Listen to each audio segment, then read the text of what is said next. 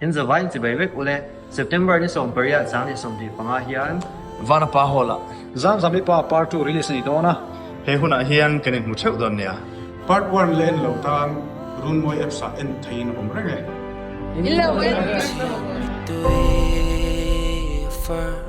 Tung quan ui re xua lem ni karau lu rei lâu te kol tir kani le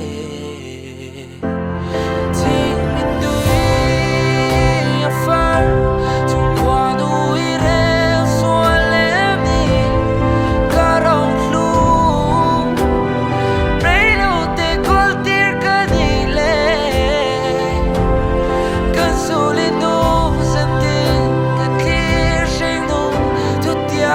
cần tiêm sông đê ai ít ta mi rau ít ta cao cơ pa cơ đi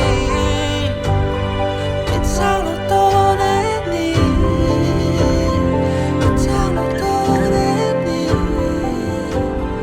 ít sao nó to zamzami hi không ai takin min lam le tir le sham ro zamzami tel lo chuan ka om thei lo ni